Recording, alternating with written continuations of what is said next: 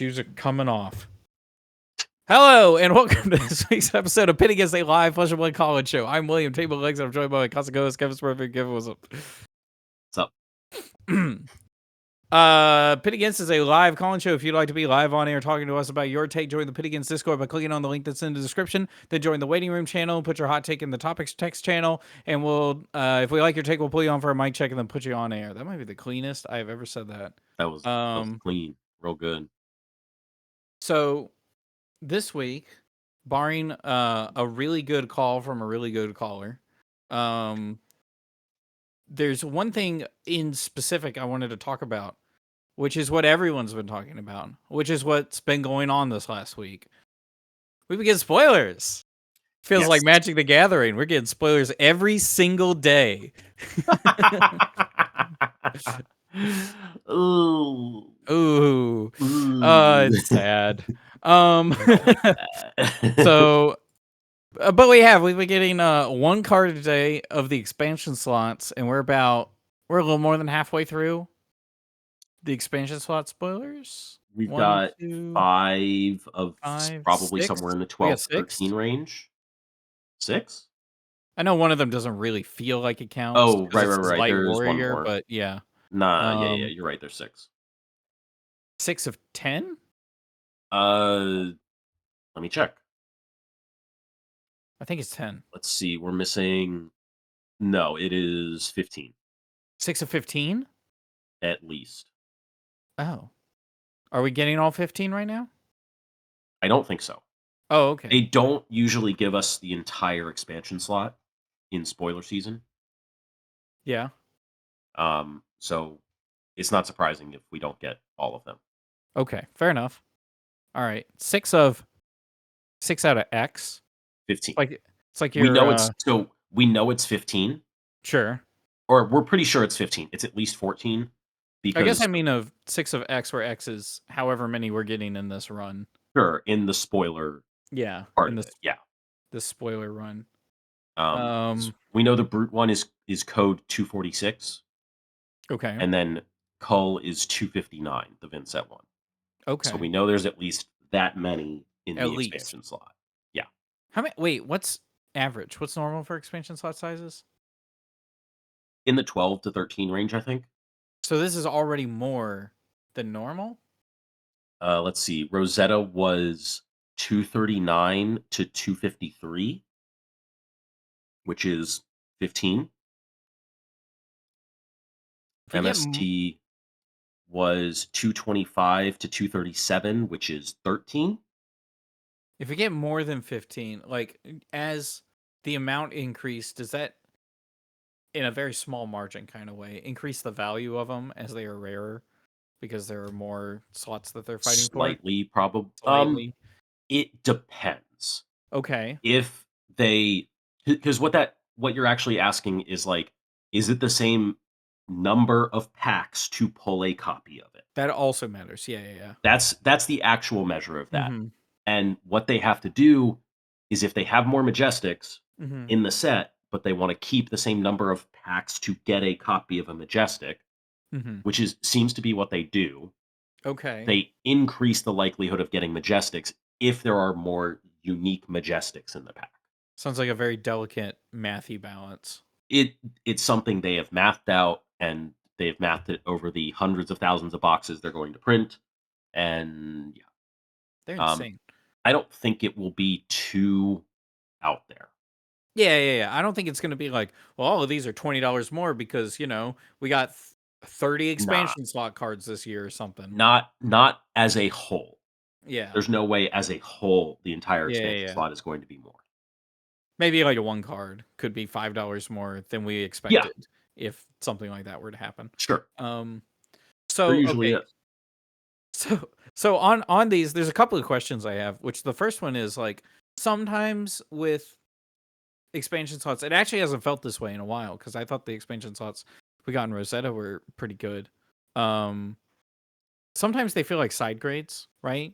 You get a Majestic and then it's almost like swap out a Majestic or a rare for that Majestic, right? Yeah. How do these feel? So I think with the exception of the Katsu one, Uh-huh. I think the Katsu one is very good. The Katsu one And I being Retrace the retrace the Past? past. When Katsu does it spec, Yeah. 0 cost 2, 2 power 3 block, blue, great baseline. Great base. And then it's combo with any gust wave. Name a card, this gets that name, and +2, and go again. That's insane. And there's supposed to be a rule change where you can name cards that are not necessarily legal. So you can name Bonds of Ancestry so that you can Can play name Dishonor. blue Bonds of Ancestry. Sure. I don't think you can specify blue, but yeah. Yeah. This card is going to be this is the I'll put it this way. Yeah. This is the only card that I think moves any deck up or down a significant amount. Do you think it moves it a significant amount? Yes. Well, Okay. I think it can. Okay. I think none of the others will. I Sure. think this one can.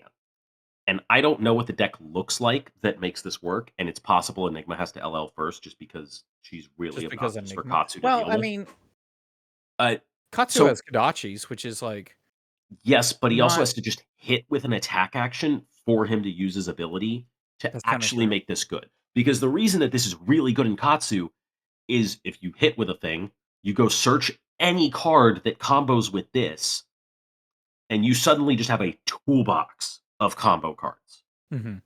But if you can never tutor, this card's bad. Yeah, that makes sense. So I think once Enigma's gone, like this really shows up and like actually does a lot for Katsu. Because like even this, where you name 100 wins and you have Winds of Eternity, and this gets shuffled back in, so you just get to use it again as another Yeah. 4 go Yeah, again. yeah. Like that's just a really good consistency tool. It's I Especially with how yeah. many gust waves you have now, because you have Hmm. 9 red gust waves. Oh yeah, we got the We got underwhelming gust majestic wave, underwhelming gust wave. Yeah, which is I forgot actually a the decent card yeah, with this. It's in fine. context. It's Yeah, not great, it's a but gust it's wave. fine. Yeah. Um, Um yeah, you can with Retrace the Past, you can name Crazy Brew, and then you can play Life of the Party, sack the Retrace the Past, and your Life of the Party is a 0 for 8 with Go Again. I love how they thought of the UPF players like always. Um That's a CC legal card. I know it is, but like are you seeing that in are you seeing Atsu's Life gonna of the put a 1 Party in of Life of the Party in their deck for this. that would be cool. That would be dope. Like, unironically, they will put a 1 Really? of Life of the Party in their deck for Fully this. unironic, like, not like, Yes. "I have an extra slot, let's just chuck it in there." No, it's just a 0 for 8. Wow. 0 Dang. okay, I'll put it this way. 0 A for 8 one with card Go 8? Again is Bonds of Ancestry. Ah, I get it now. I get it There now. it is. Yeah. And you know what? Crazy Blue is a blue, that costs 0. Um No, you just turn Retrace the Past into it. But, Fair enough. yes. Like, that is something I think you will actually see and will not be like, an unreasonable play line to have 1 of Life of the Party specifically for this. Because you can also Pouncing Links this card. Oh. Oh! That's super cool. Oh my gosh.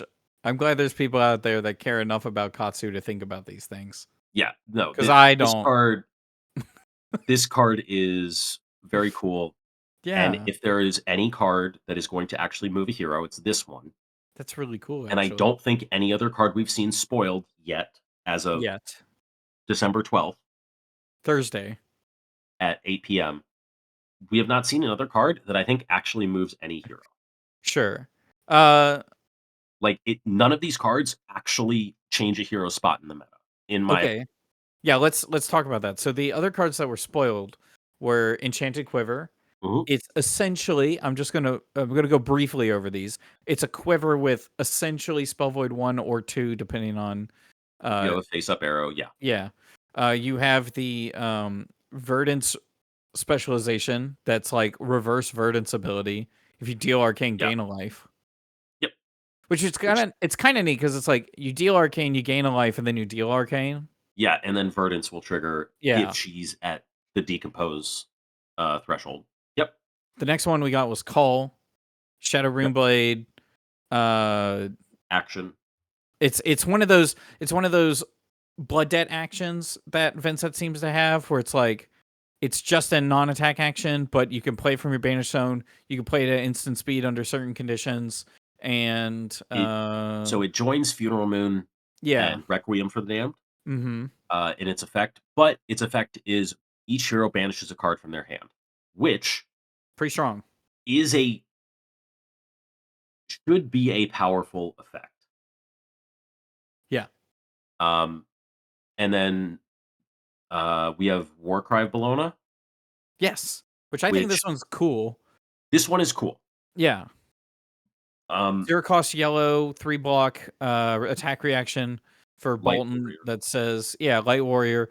Target Raiden gets +2 for the turn, which is already pretty neat considering what he does with Raiden and what he does with +2 on the turn. And then works with Lumina, becomes 0 for 4. Yeah. It works with Lumina and becomes 0 for 4. It also kind of works by itself, and then you can like give it go again off of Bolton. To give it go again if you want to. If you want to be really cheeky. Yeah, really cheeky. Instant discard this, banish X cards from your soul. The next time a weapon deals X or less damage to you, deal that much damage to its controller, and it can't be prevented. Yes. So one, it says target weapon. Target weapon. Yeah. That matters because this is primarily an anti-enigma piece. Okay. Because all of her auras are weapons. Yes. And this damage is unpreventable. Yes. So it blows them all up. That also being said, this does not cost her the action point if they get blown up. Sure. Because it's the next time you would take damage, and then you have taken the damage already. Yeah. And last known information is that the attack had go again at that point. Sure. Yeah, it's nice. It's an Enigma tech card, and it has a decent floor of yellow 3 block +2, upside of +4. Sick. The next card is the Brute card, 6 foot tall and bulletproof. So it's cost 2. Actually, yes. Attacks for 6, blocks for 6, attack action. Just thought of that. I feel like a genius. Post that. I feel like post a genius that somewhere right now. Holy, that's so good. When this attacks or defends, discard a random card. It's not as an additional cost. And so you can kind of do the like Vincent thing. Are you posting it right now? Is that what you're doing? I'm putting it in a private chat. Okay, so I don't forget. No, this is not a chat you're in. Oh, okay, even better. You're bragging about me. Yes. The discard a card at random is not an additional cost, which is good because it kind of does like on resolution of a trigger. It's like the Vincent thing where it's like, yes, no, but we both do it, and then you don't actually do it. But my hand's empty. Shame. Oh, dang. No, here's what that's like actually. What it's trying to do and doesn't do even close to as well is codes. Oh yes, yeah. It's that kind of that's we both better analogy to me. Yeah, discard a card, put a card in arsenal. The way they've set it up, that asymmetry is only existent when you have blocked with your entire hand. Or no fear. Yeah. Yes. Block with this, play no fear in response to the trigger, banish the rest of your hand. You need the rest of your hand to be like 6 attacks, right? I forget how no fear reads, but I think it needs 6 attacks. I would like to check something real quick. I put that in our little spoiler thing, and I thought that was just you saying, "Oh, another defensive brute card." Sick. Oh no! I think it works with no fear, right? So as an addition, no, it does. Banish any number of 6 attacks or more. They have to be all 6s. I was checking if they had to be all 6s, or if it was banish any number of cards and prevent X +2, where X is the number of 6s. Yeah. If you want to specifically not discard a card with this little combo, the rest of the cards are going to need to be nifty. 6s. That's nifty. So then you're blocking. Ooh. You block 6 and you prevent X of that damage, where X is 2 plus the number of cards you banished, which is probably like 1, 2 at most. I think someone said you could just sit this in Arsenal and block 6 when you needed. You can't sit this in Arsenal. It's an attack. Please don't fall for that. I mean, you can The sit attack, the attack cannot. the attack specifically. No Fear can. Yeah, you can put No Fear in Arsenal. But that's pretty sick. Like, I don't know. Your opponent comes in with what's an example? CNC. CNC. Yeah. Erase Face, Humble, any of those where you want to keep your hand. Mm-hmm. I think it's because it's kind of like Flip where you're like blocking so much with this little combo that you're like, it works obviously better against certain decks. It's like a 2-card 10 block. Yeah, but it is specifically block, which matters, right? Sure, but Flick Flack is a 2-card 9 block. That's true. That's so good. Yes, it's very good. Okay, so that's the quick version of the 5 cards. That's all besides the cards that we got. The Katsu one. Yeah.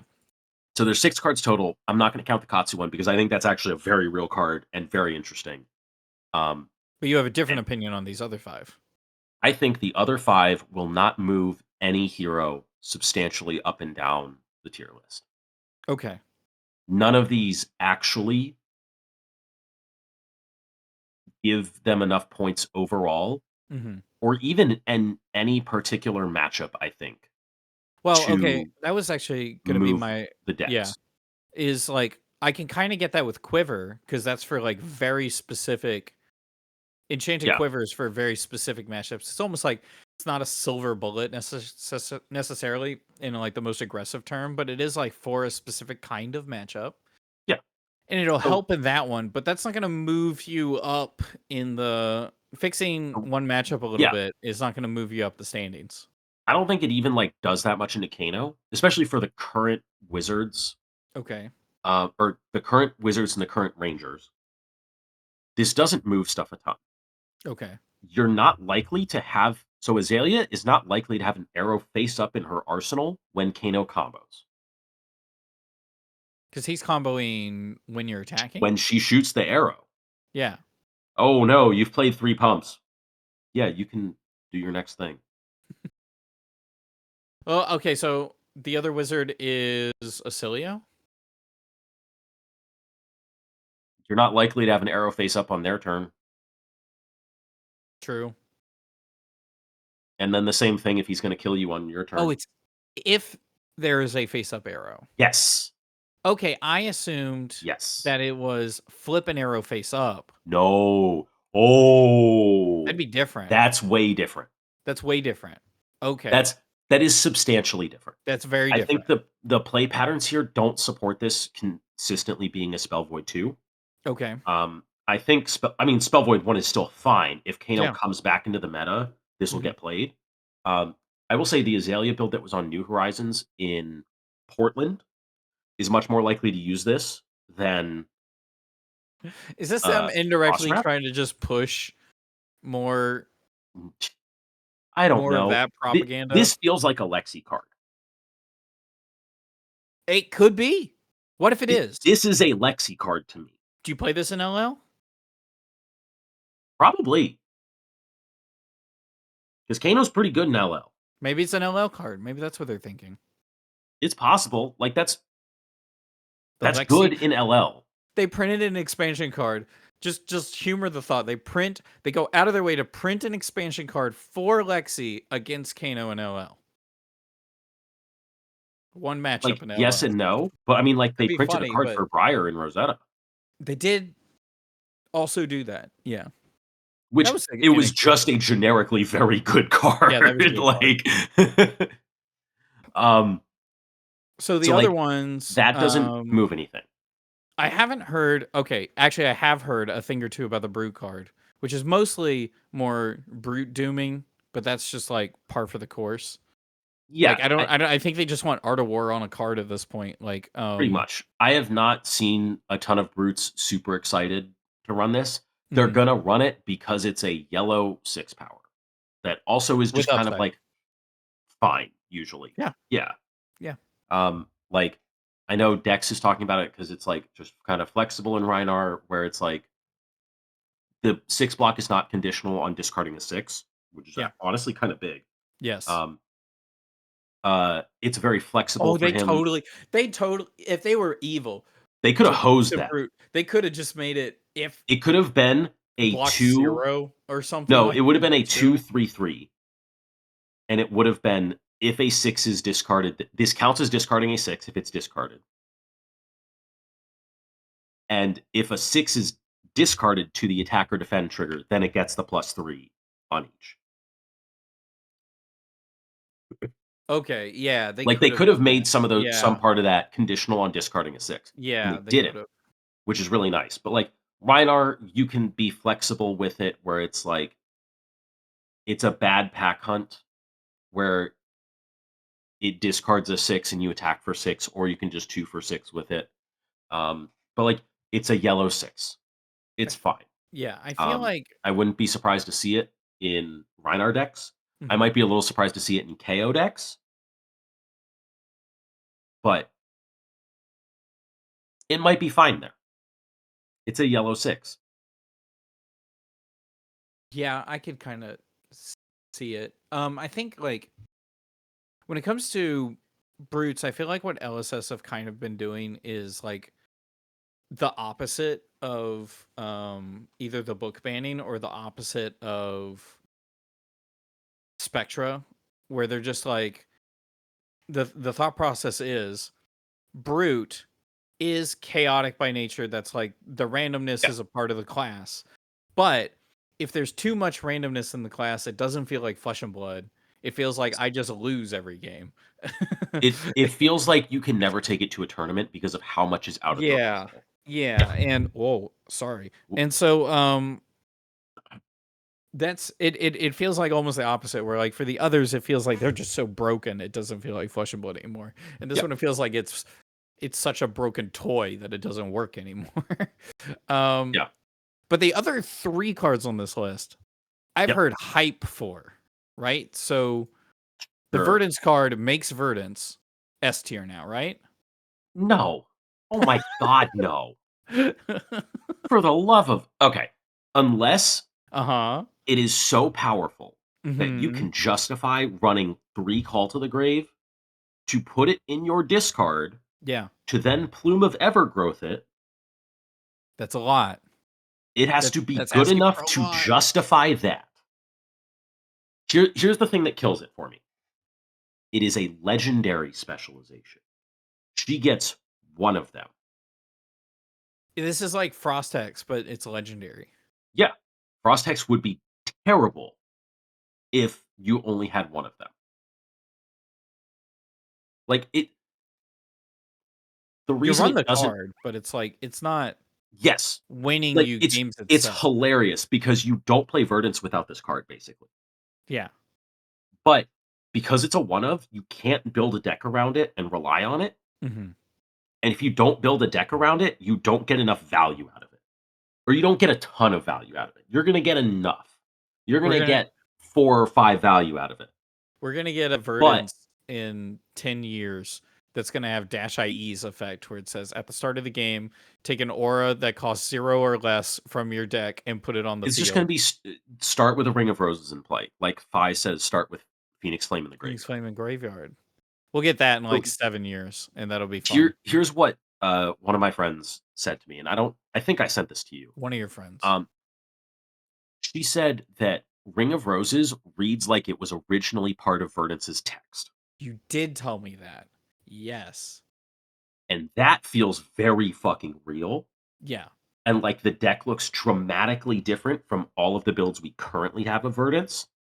And also like it's a very fucking good deck if you start with this. I feel like if you started with this, or this ability was on Verdance, they'd also have to have if this ability was on Verdance, they'd have to have a trigger where it doesn't like Verdance doesn't trigger on itself. Right? Because obviously I think there's a reason that this text is on a legendary spec in the set after she came out. Yeah. Because they realized they wanted it, but it was hard to it was hard to balance in limited. True. That would be impossible. And they realized that too late to put a card in Rosetta to do that. Yeah. And So that's why we're getting it the set after, and it's why it can't be a 3 of. Yeah.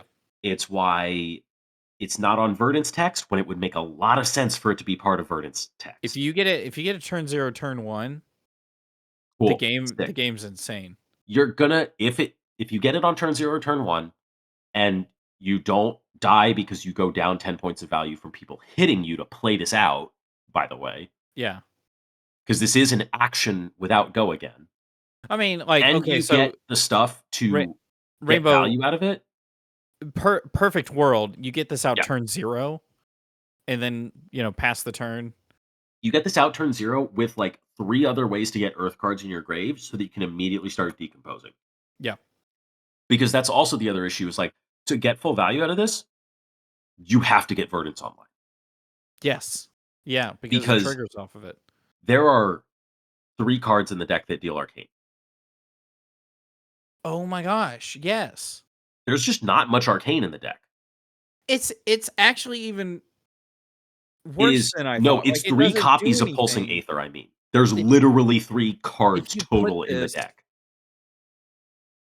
If you put this in your deck, if you put this on the field turn 0, you don't even get the benefit. Yeah, you don't have Verdants online. Yeah. So you're reliant on your cards dealing arcane, or like Surgent Aethertide, and then somebody's like, I'll Tunic AB that. Oh my gosh. This card doesn't move Verdants. This doesn't do enough for her. All right, you convinced me. It pains me. Yeah. Because, like, I can see this being hero text for her. And then it's great. And she plays like a wizard, and she plays a bunch of arcane stuff. And she's playing like 2-card 8s in arcane. And it's so good. It's so cool.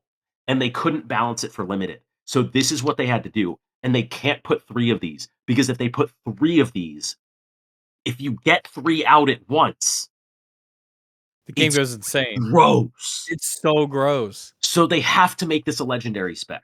Like a legendary keyword card.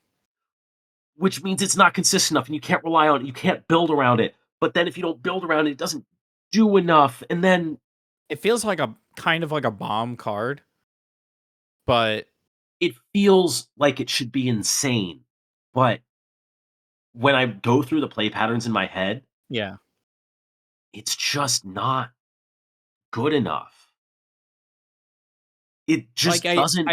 You almost want to see that on like a piece of equipment somehow, right? If she got a chess piece that was like Barkskin, and if you had 4 Earth cards in your banish every time you deal arcane, gain a life, and maybe I don't know. That was it, or if that was her. What does Lightning Grief say? Like it's got Battle Worn and Spell Void or something. Battle Worn and AB. Okay, what if it said Battle Worn Spell Void 1, and then had this text? That'd be a decent chess piece. That's insane, actually. And it is. If they do that, and it's like a 4 breakpoint always on her. Me and you are Reddit. I'm down. Oh my gosh. Yeah. So like this card is like it has a bunch of text that Verdants should love. And then none of the play patterns actually get her anywhere with the card. I wonder if there's a deck we don't know about.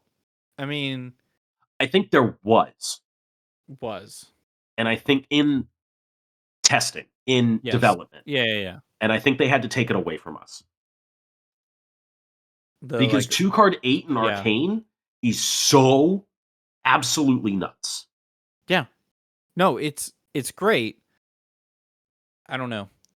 We'll have to see the Gravekeep. Somebody's going to play the Gravekeeping deck, and we're going to see it on like day 1 of a tournament, and everyone's going to freak out, and it won't make day 2. Yeah.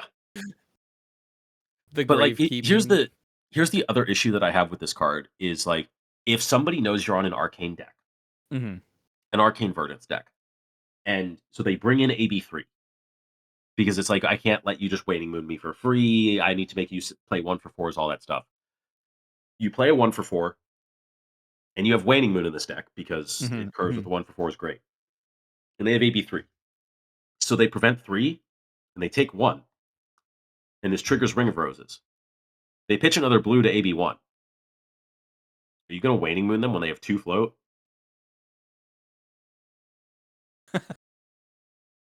It just doesn't work. It doesn't. It doesn't work. If you had 2 of them. Yes. But it just Yes. doesn't work. It just doesn't work. One Okay. of them doesn't work. It is a card that when you read it, it says all the words that Verdance loves. And then it just like they're just shoved together in this really awkward way where you realize the Rubik's Cube isn't solved. You, like, found out all the colors you need are on the Rubik's Cube, but you also knew that No, you when you found out grabbed the Rubik's Cube. your little brother took the two of the corners and swapped them. And you're like, "No." You're like, They don't even go back on properly. Yes, that's not how the adhesive it just works. won't work. Okay, now, not as bad from my perspective. Cull. Yes.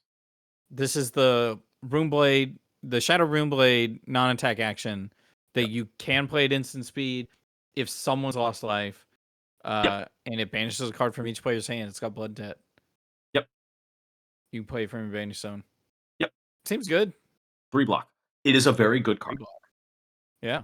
It is. So I looked at this card and I started like thinking about it, and it's probably about an 8 out of 10. It is a very good card. You should expect to see 3 in Vinset.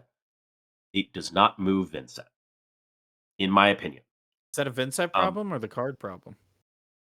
Well, I guess the card. There's not really a problem with the card. It is a function of Vinset more than the card. Yeah. I'm going to put an asterisk on that. Okay. It is a function of Enigma more than the card. I think Enigma LLing does more for Vinset than this card would. Sure. So this card is going to be very good. It's going to join Succumb as an extremely good card in the aggro matchups because you just drop one of these in your arsenal. Yeah. And you send in one of your 3 for 7s, no cards in hand, and they take any amount of damage, and you're like, banish a card, please. And you just straight up go 1 for 1, and it's probably, if they said no blocks and they had a full hand, you're probably taking 4 value off of them, which that's very good. That's super good for you. The problem is, Vinset already does fairly well into those matchups. So taking a matchup where you're 60-40 in, and taking it to 65-35 is not a huge deal. The drawback as well for this is they get to choose the banish instead of Succumb, where you get to choose the discard after looking at their hand. Yeah. Now, this paired with Succumb is That's gross. Insane. That's really good. Because you go in and you pick the card first, and then you're like, now I'm going to play Cull. Banish another card. I already fucked with your hand to make sure that you have to give me a good card. Yeah. That's fun. So, like, Cull is going to be very good in the aggro matchups. Your play patterns there are excellent. You're also going to end up in states where it's like, you send a Deathly Whale, and they let one leak, but you had no way to pay life. You had no action point, anything like that. The one that makes Rune Chance. Well, could you also do it the other way? You make them random banish, and then you get to look at their hand and make sure it does nothing. I would always make the choice first because I get to direct their choice on when they choose their banish. I tell them which 3 they get to choose from. Sure. I guess, that also makes sense. My logic. Yeah. I think for some reason... You also have to play the Succumb first. Sure. Because you have to play it in reactions to get the on hit, because it's the next time an attack action card hits. Yes. So they know the Succumb is there. Yes. And if you Cull first in response to the Succumb trigger or something, then they'll see both they get to choose the Cull, and they know they're getting Succumbed. Yeah. They get to make a choice with that information. Yeah. So I think it's always a lot going on there. Yeah, I think it's always you resolve the Succumb trigger first, and then you Cull. There's also the advantage of, if you're playing this as an instant because they took some damage, you can also pay a life as Vinset on this to get a life loss trigger for Deathly Whale to make an extra rune chant. Can you do that for Cull itself? No, wait, that doesn't make sense. Yeah, it's a shadow non-attack. No, I guess I was saying... Oh. played as an instant because you've lost life because you played it. But that doesn't make any No, sense. Never mind. yeah, no, that would that would actually make those cards insanely good if you No, could. no, that's Um, day one Vincent players talking. yeah. Um, that's like Um, a post on Reddit where someone's like, "Can I tried to do this and my opponent said I couldn't." yeah. So the Cull's a great So card. Cull is a great card in your aggro and mid range matchups. Sure. It is not quite enough, in my Mhm. opinion, to really move your fatigue matchups. The decks that are Okay. going to hard fatigue you, block you out completely, Mhm. where you need to set up these extra go wide turns, where you're rune gating like 3 or even 4 attacks on the same turn. If you had 3 of these banished and you played them all on the same turn. It wouldn't. So there's a couple like issues with this. Sure. It itself does not have go again, which means you Mm. can't start with it. It can't be the first thing you play on the turn. Okay. One of the great things about it for your consistency in setting up those turns is you can Mhm. play it from banish, and it basically just replaces itself with whatever card is in your hand. Okay. Love it, great, fantastic. Yeah. Not the biggest hurdle, in my opinion. Mhm. Mhm. It's nice for consistency where there are some cards that are much more important to go wide than others. Where like Deathly Whale is of course very important Yes. for a go wide turn. Um, this not having go again innately is a cost. So it keeps it from being the 10 out of 10. Yes. Yeah. Um, this uh, and some of the play patterns for it to get you an action point off an eloquence are also a little awkward with Mhm. with Funeral Moon. Um, and the way you want to use that to gain an action point because you want to be very particular about where you put the rune chant from Funeral Moon as Yes. well. Um, and then this, you're getting an extra banish, which is good.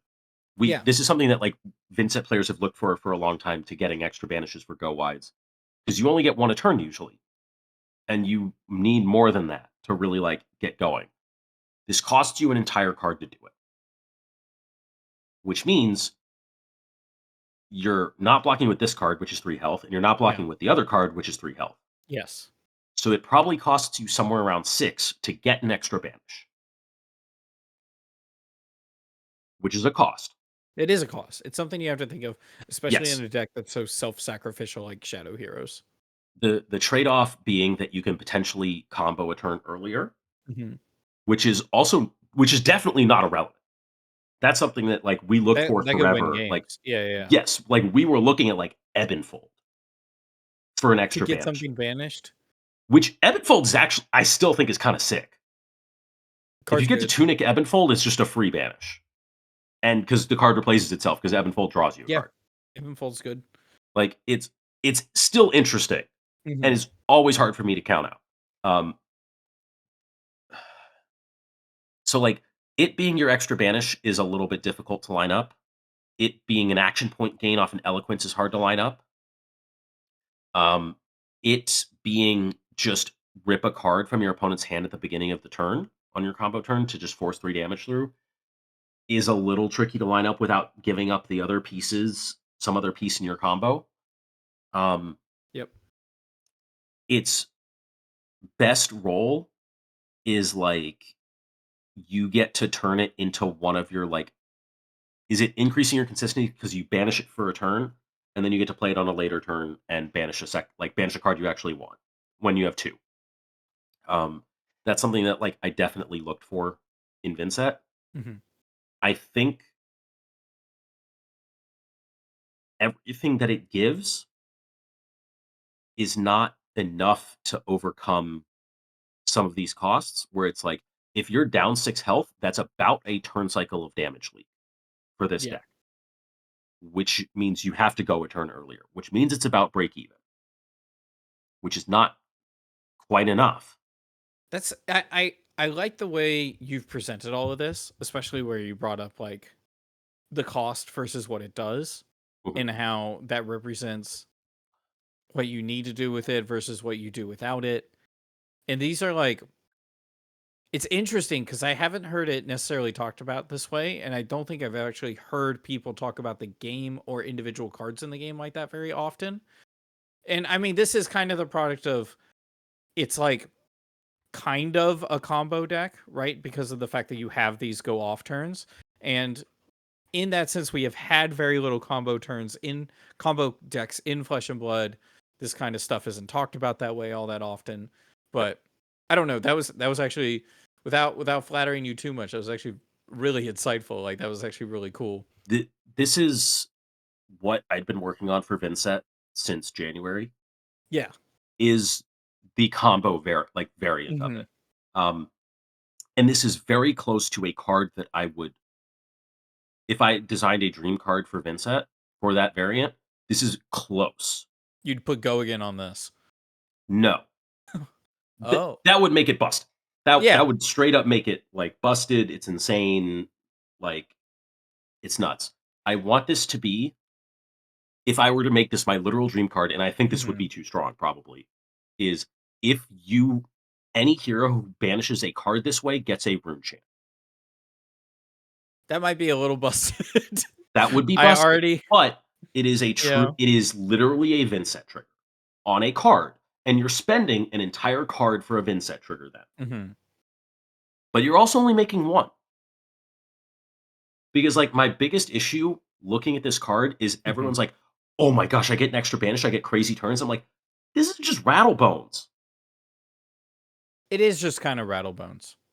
Because Rattlebones costs you 2, but this you have to have the other card in hand for Cull to work. That's my other big issue with it is like, Cull, you have to have the card in hand that you want to banish for that banish to matter. So like, if it said make a rune chant, because the other breakpoint is like, the number of turn cycles I've had on Vincent is probably like 90% plus turn cycles in Vincent, where it's like, just getting that one rune chant from Vincent is what lets me play my rune game. How crazy would a card be if it was like this, but it says banish the top card of your deck? So that's Blood Tribute. Yeah. Except this is the Shadow non-attack that lets you use Vincent on it. So like Shadow, yes. So like if this literally had Blood Tribute's text, which was opt 3, banish the top card. Yeah. I think I would like it better than this. What is Blood Tribute an instant? Yes. Ah. Okay. It is a shadow instant. You cannot play it from Blood Debt. Yep. Like I would be more interested because the card doesn't have to come from hand, which by the way, if it's in your hand, you probably only have 3 looks. True. The same as opt 3. Yeah. Oh my as Blood Tribute. But you get to control when you play it, and you know, there's 3 not cards I want to banish. Arsenal. Yes. Like this card is undoubtedly powerful, and it's going to do stuff, and you're gonna see Vincent do crazy turns with this. Yes. Against aggro decks. And they're still going to have similar struggles into the fatigue decks as before. I think. And I could be wrong. I could absolutely get proven wrong. All the Vincent mains are insanely hype, and this card is super sick. Yeah. It does something really cool. But I almost think Rattlebones is better. I'd have to reread Rattlebones. Go ahead. So Rattlebones is 2 cost Runeblade non-attack action. Choose target an attack action in your graveyard, banish it, you may play it this turn. Go again. I used to play this card. If you have dealt Arcane this turn, you may play this as though it were an instant. It costs 2. So it costs 2, but you don't need to have the card in your hand. You get to choose from any card in your graveyard, which includes any card you have played this turn. Yeah. Because you just close the chain and it's there. Yeah. This gets you your action point back without breaking Grimoire. Yeah. It doesn't fuck with your other Eloquent stuff with Funeral Moon. Yeah. Because you can play this whenever you want. PG stream, by the way. Sorry. You don't need the rune chance to rune gate whatever you get. True. Because Rattlebone says you can play it. Yeah. Like, they are so close to me. Yeah. The biggest difference is that Rattlebones is not a shadow, but it has go again itself. Call does banish a card from your opponent's hand, though. Yes. Which you have to play it in very particular spots. Yes. For it to banish a card from the fatigue opponent hand. Yes. And not mess with your hand. Yes. It's definitely possible. You're going to have spots to do it. Mm-hmm. It's going to be very hard. Yes. And it's going to be more dependent on stuff. So if you can get that upside, great. You did just +3 Rattlebones. That is not a +3 that I would be relying on in deck building. Okay, I'm gonna take a break right here. Because I feel like we kind of got to it. Which is Cull is great. The problem is Vincent is there are serious restrictions on the play patterns of this card. Yeah. That I'm not sure can be overcome. And again, I could be wrong. If there is a card I'm going to be wrong on for these 5, it's this one. Probably that one. Yeah. Okay, so TCG Talk in chat. He said Vincent Baines won't be disrespected. Let me tell you, TCG Talk. Actually, if you want to run your mouth on stream right now, you can come in here and argue with us. Exactly. We've gone over all the cards so far except for Warcry of Bologna, which is the one where I was like, I thought it was the Brute one left. No, we definitely never mind. talked about the Brute Warcry.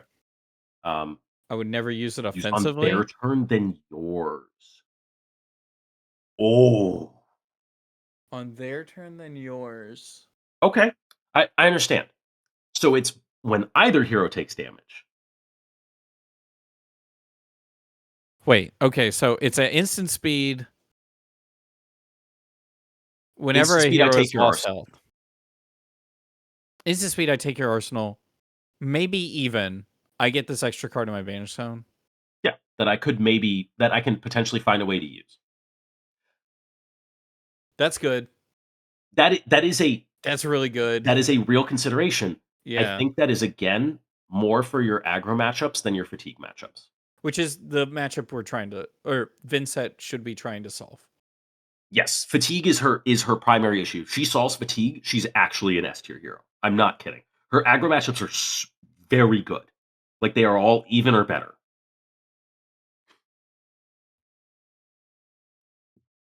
Yeah. TCG Talk, I'm going to be honest. I can't keep up with it. Which content creators are really a fan of what hero? And I feel like they covered all the like niche hero classes with these 6 cards they announced, right? Ranger, Ninja, Wizard, Shadow Light, Warrior Brute. Like these are all like the ones where it's like it's a fan favorite somewhere, right? Yes. And so I forget which one. This is TCG also Talk like is the best into. we've ever seen Vincent by far. Like it's not even close. Rosetta was like insane for Vincent. Yeah. This is a nice card. It's a cool card. It doesn't quite solve the problem I want it to. I have played not enough against Vincent, so I am a little glad that you said that its biggest struggle is fatigue, because now that's something I can think about when going into my next Vincent game. Is because for a minute there, I thought, like, okay, they've kind of solved the fatigue matchup, and that it's not fast enough, but it's the other way around. It's that it's fast now, but it's not quite. Assassin Ninja? Dude, your stuff's already here. What the frick? Retrace the past. The next set crazy. But but then he just gets a full set of Assassin Ninja. But then he just gets a full set of Assassin Ninja. Oh, man. So, that's Cull. Cull is the one most likely to surprise me. I don't think it will. The drought between Outsiders? Was it Debitar, Uprising, Outsiders? No, I guess Ninja hasn't really had a huge drought. I know Outsiders was like 18 months ago. 20 months ago. Yeah, but we've also had we had misfail. MST. Yeah. Yeah, nah, Ninja's fine. I think I heard someone talk about And how Assassin. at one point, yeah, and Assassin. We had I had somebody tell me that when they started playing the game, they picked Ninja, and then we had the biggest Ninja drought. And they almost left the game because of how long the drought was. But I can't even imagine what that was unless they're just like. I mean, it would have been WTR to Uprising, which was like 3 years. Was that 3 years? Oh my gosh. Okay, that must have been With that. only supplementary sets. They got Crucible and Everfest, but like Katsu wasn't huge except for Fatigue Katsu. And then he just wasn't anything like Post Monarch. Yeah. Yeah, you're right. So like there was a bit of a Ninja drought. There was a Ninja drought. It feels like we're getting a lot to make up for it. Yeah. Okay. Last one. Warcry Bologna. This doesn't solve your Enigma matchup. No. It's trying to be an Enigma Silver Bullet. So if you get it to be 0 for 4 on your Lumina Raiden turn, great. Sick. Pretty good. It's a 0 for 4. There's already an attack reaction that's 0 for 4 in the Warrior class that I will whatever that card is. Where you have Blade to swing Flurry? it twice. Blade Flurry. We already have Blade Flurry. This Blade Flurry This is Flurry, but in Raiden yellow. This is Raiden. Raiden Blade Flurry. It's Raiden Flurry. Like Raiden Flurry. So like I will say, it does make that Lumina turn much more difficult to block. Because Raiden on 6 is a pain to block without an attack action. Does this affect Combo Bolton at all? Like it doesn't because no, because it says target Raiden, not target Centauri Saber. Oh, true. Never mind. That's why it says that, not target weapon. That is why it says that. That is exactly why it says that. So like this will probably be it'll be a sideboard 3 of, and you might run 1 or 2 main deck for funsies. I was about to say you wouldn't main deck this. Probably not. Maybe, maybe not. You can always just charge it. If you need it to, it can be a 2. It'll be a 3 block. Attack react. It's light warrior. I think it is fine. It doesn't move anything. So the problem with your Enigma matchup is still just they make a mirror guy with a chi on it and it's swinging for 8. Which, if you want to blow up mirror guy, you either have to banish 8 cards. That's a big number. That's a big number. Or you have to block 6 and discard this. Well, is that something Enigma needs to think about? Like, what if they have a board state and they decide to attack with a Spectral Shield? I don't make a board state into Bolton anymore. I make a mirror guy and I block out. But this is something you think about, I guess, right? Sure. It subtly changes the way you play the game, but in the same way that like Enigma still kind of rolls Riptide, you just make a Rage Spectre. It never triggers any traps except for Tripwire Trap, and then you just hit them and they lose the game. That makes sense. Enigma changes her game slightly, and this card does stuff, but not a ton. I still think, like for Vincent, the biggest buff they'll get is when Enigma LLs. Yeah. That's the biggest buff. There's a lot of heroes I'm hearing they get buffs when Enigma LLs. There are. They're also called assassins. So, TCG Talk has, they call it a hot take. Assassin agents will be allies. I think it's more speculation, right? Whereas like a hot take is like trying to rile people up.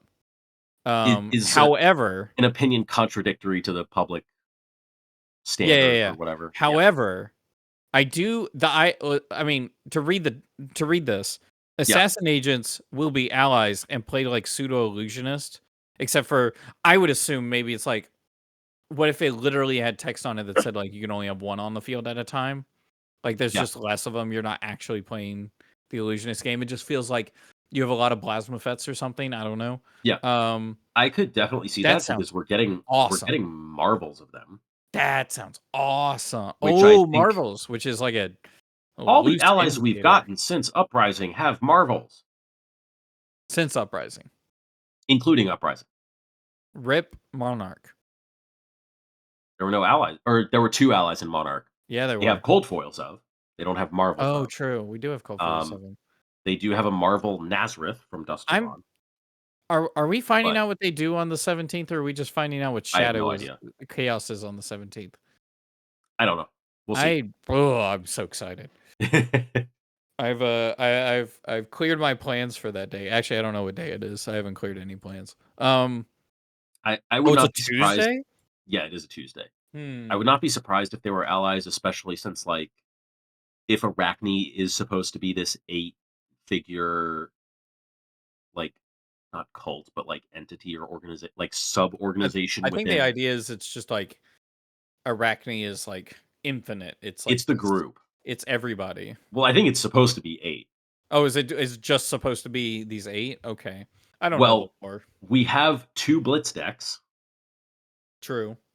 for One of them 2 Arachnes because we have Arachne Slip Through the Cracks, which is Arachne Solitary Confinement. And then we have the other Arachne key art of him being essentially Pride from Full Metal Alchemist. dope as heck. That art's sick. That art is And so then sick. we have the 6 Arachnes behind him to make 8. And those are allies. And the other 6 are out. You know, I think it just took me until now to realize that Slip Through the Cracks is like specifically a hero and not an ally. Because I think in my head I was just always envisioning him as like another one of the allies, but like Nope. the one that we got text for. That is a 38 health hero. I think it'll be funny having 3 Arachnes in CC. And one of them is still freaking relevant. Bird's been having Bird a is so stroke. mad. He's like, We have a local named that we call Bird, and he's so pissed because he's a contract Arachne player, and he just feels so robbed. Like, not yet, right? Like the set's not out. no, We he's don't already know. mad because he's looking at like they released gem pack stuff.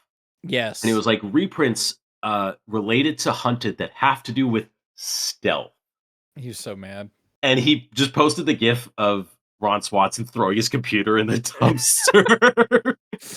It's like some of Assassin's best cards are. Well, I shouldn't even say that because like they have some really good stealth cards. They also have some really good contract cards, like Leave No Witness. Yeah, Leave No Witnesses and Surgical Extraction. Contract will Yes, be in the those cards set are for sure. insane. Yes, we know Contract is in the set because there's the one that targets Fang and the one that targets Syndra. Does OG Arachne get support? That's what he's looking for. That's the actual question. That's the actual Is question. there OG Arachne He wants support? to play, I don't know. He wants to play Fate Seal dot deck, and we don't know if that's getting support. I'm excited for it though. Oh, interesting. Oh, what? You know what's is when they came out with Fang's Young Hero art. I'm just gonna keep saying this. This is like some of the dopest art. Young Hero Fang looks awesome. Go look at pull up those card arts on Fabry real quick. For the set. Yeah. Okay. And look at the borders. Look at the borders for Syndra and Fang. They got the same. The young ones or the adult ones? The adult ones have the same ones that the Emperor does. Yeah. The young ones don't. Are they royal? They are royal. Yeah. Why don't they? I don't know. That's just the Draconic Hero border, right? That is just that's the Volcor border. Volcor border, right? So like Phi and Kasai. I don't know, Kasai have it, yeah. Yeah. That's the Volcor border. That's interesting. I haven't heard anyone specifically call that out. That's weird. Like, why wouldn't they have that? You know, what I think is interesting is on the card art of the dragon scale. It could be scale like dragon scale, but also that dragon in the art is like super huge. So maybe that's scale. All right, there we go. This is our we've read into it way too much. Yep.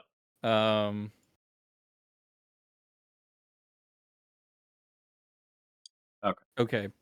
The other thing I wanted to do was it's already 9 o'clock. Maybe we just do the entire episode on that. Let's see if we can. What was the other thing? Well, the other thing was going to be the year in review, right? That might take a minute. Yeah, that's going to take a minute. We got a couple more weeks, right? Yeah, we do, right? So like next week we could finish talking about these, and then the week after we could talk about the year end. I don't know we're if talking about you're. Chicago and Chaos presumably next week, but Oh yeah, we'll Chicago see if Chaos there's and the stuff rest of like the. if there's hot takes, but like I don't know. I look at these expansion slot spoilers so far, and I'm pretty mid on them. You're like, I could wrap up these expansion slot spoilers pretty quick, and then it's like Well, 45 because like minutes past. yeah, because I broke down why each of them doesn't do enough. Yeah. Well, most of them don't do enough, right? Yeah, the Katsu one that one's is that one's like actually so does good. something for the deck and like fixes the deck in a way. I will say with almost all of these cards, I'd read the first line of text and be like, "Holy crap!" And then I keep reading and I freak out more and more and more. Like Warcry of Bologna, it's just every line gets better. Cull, every line gets better, and even the Katsu one, the Verdance one. The Verdance one, yeah. You read the Verdance one, it's like, this seems sick. This is the best thing in the world, and someone has to remind me it says legendary. As soon as you see legendary, you're like, year review is its own episode. I need to get somebody on for the year review episode. Actually, I need to just get people on. I guess that's it, right? Is there anything else you want to talk about? I think I'm kind of good. Yeah. For tonight because I have a flight in the morning. You do. Chicago. You're going to Chicago and you're playing LL. Pribum. Playing the new Pribum. Yeah. Well, that's going to be exciting. I can't wait to watch you on TV, right? We'll see. Have you been on stream camera before? I don't remember. Yeah. Yeah? I have been on a Battle Hardened stream once. Okay. And then I was on like a local PQ stream. Okay. The local PQ stream is not necessarily what I'm thinking about, but yeah, I've been on a Battle Hardened stream once, and it was rough. Rough for them? I genuinely don't remember this. So it was round. Not surprising. William doesn't 6 of Battle Hardened Charlotte. Okay. And I played against Aaron Grace in the X1 bracket, I think. What the It might have been round 5. I think it was round 5. Small world. I played against Aaron Grace in the round 1 bracket, and I had a pretty rough draw, but I made some mistakes in it as well. I was still playing Icelander at the time. And he was playing a very aggro Oldhim, and I made a lot of mistakes because I didn't like appreciate the changes in the matchup from like the equipment he presented in his everything that was happening. I didn't. Aaron's a big pro player now on a big pro player team. Aaron's pretty freaking good at the game. Yeah, Aaron's pretty good. He's pretty damn good. He showed me that like specifically, he was like, what was it? Oh, he was playing Bravo with Out Muscle, and he goes, best card in the deck. Best card in the deck right here, Out Muscle. Yeah. Yeah. Okay, so I'm gonna wrap this up. Wait, Kevin, any shout outs? Do we shout out the merch store? We shout out the merch store. I'm not wearing any of it right now, but it's all really good. Another shout out is Saturday. I'm gonna try to do a stream. You're gonna compete with the calling event, sure. You know, it really is, isn't it? Not intentional. I've been wanting to do another stream where I do graphic design or some kind of art on stream to get myself into doing art more. It'd be Flesh and Blood related. There's also a loose invitation to Kevin if he ever wants to join, because the point of the stream is there's going to be at least one person doing art, maybe 2. And then the other person, if we're not having 2 people doing art, is playing Talishar. So you got somebody playing Talishar and you got somebody doing art, and there's a little bit of back and forth there. And it's just a chill stream. Yeah. And so I think I'm going to start that Saturday. So you might check that out. I think that's it. Thank you all so much for watching. Bye.